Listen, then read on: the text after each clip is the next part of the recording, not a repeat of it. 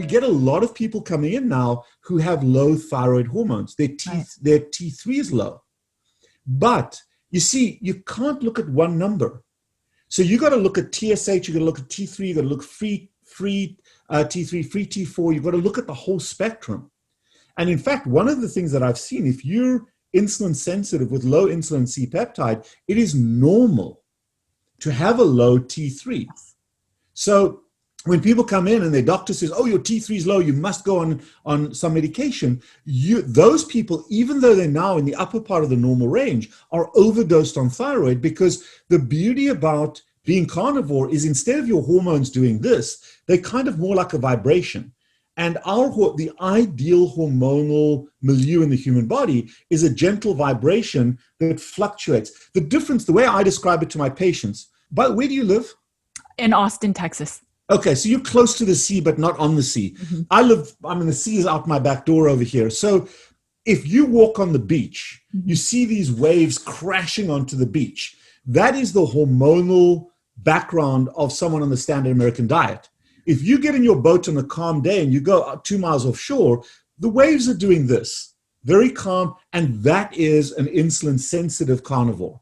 And you can't treat someone who lives by crashing waves on the ocean the same way. You got to make that distinction. Does it make sense? Yeah, no, I totally agree with that. So that's the first part. But sorry, yeah, go ahead. No, I was just going to tell you anecdotally. I mean, so my clients, a lot of the clients that are carnivore long-term, their T3 starts lowering, and then yes, they start getting the concerns. But I personally, ever since going carnivore over 3 years ago, my T3 is low, TSH is normal, T4 is normal. That's the other.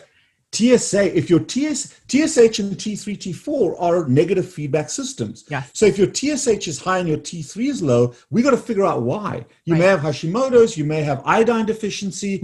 There's so many different options, and we got to test for those. Yeah. But if your TSH is normal and your T3 is low and your T4 is normal, you don't have an issue. You're just carnivore. That is a good place to be. Does it make sense?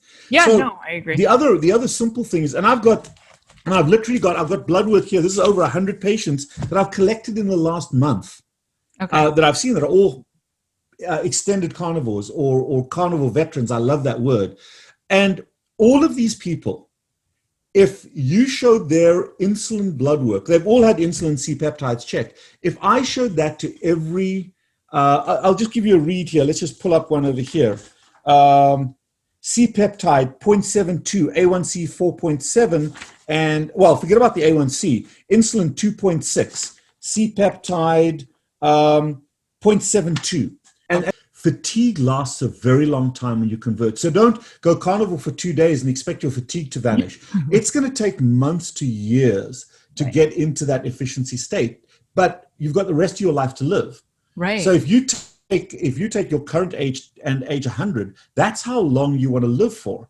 And fatigue going away in a couple of days, and we then ascribe that poor energy level. Oh, it's this. No, the body doesn't work that way. It's a very slow pathway to efficiency. And that's why the sustainability of this way of life, even 3 years is a very short period of time. It is. I started my journey 22 years ago. Have I had relapses? Have I had bounces and bumps from that? Of course I have. Am I perfect? Hell no, I'm not. But I've seen evolution every year of getting healthier and better through that. And that's the beauty about this ride, is that it gets better and better and better, and it's the sustainability. But don't expect magic to happen in a day. In the carnivore space, a lot of the women, especially when they start in their 50s and 60s, say that they have Hashimoto's or hypothyroid. And so they always ask me, and I tell them, we may have a new normal. My TSH is low, my T4 is low, but my T3 is also below range, actually. But I'm nursing my son who's 5, and I get my menstruation every month. So I think I'm pretty good. But it's not enough, right? So people are like, well, all these other thyroid specialists say that I need to get on medication because my T3 is out of range and you should feel a lot of fatigue. Well, they're looking at one number. Right. You have to look at the human body. It works like a very fine-tuned Swiss watch. Every cog integrates with every cog. And you can't look at one thing and say, oh, that's out of whack. Let's treat that. More and more doctors do blood work to find an abnormal number to throw a pill at it. And they ignore numbers where they don't have a pill for it. Right. So that's why I used the type 1 example. Most of these patients would be categorized as type 1 diabetics by their endocrinologist who look at one number.